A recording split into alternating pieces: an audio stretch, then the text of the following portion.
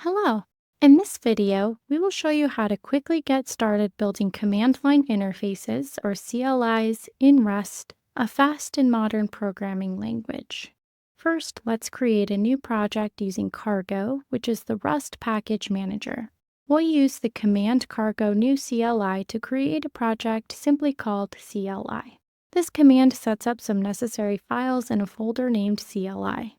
It creates a cargo file for the package metadata and a source code repository. Let's open that folder in our IDE to see what we have. In the source files, we only need to make a few small changes to get some cool CLI behaviors working.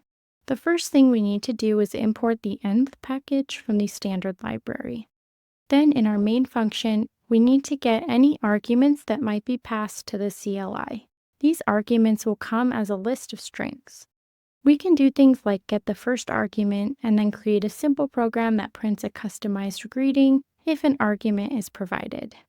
Otherwise, it'll just print hello world. Believe it or not, this is actually all the code we need for a basic CLI. Let's open up a new terminal and run the command cargo build to create our executable program. If we look in our project's target directory and the debug folder, we should see our CLI executable.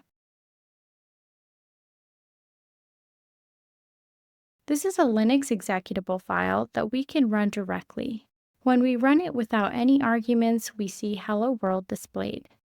Of course, we can also provide arguments when we run it, and then we'll see the argument value used in the output.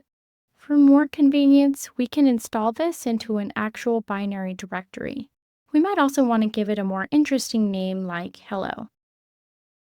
After that, no matter where we are in the terminal, we can run our hello CLI and use it from anywhere on our system. If you'd like to support the channel, consider starting a free trial of our new design tool, which is linked in the description, and let us know what you think. We'll include all code in the description as well. If you have any questions, please post them in the comment section and we'll do our very best to respond. Thank you very much for watching to the end, and please enjoy responsibly.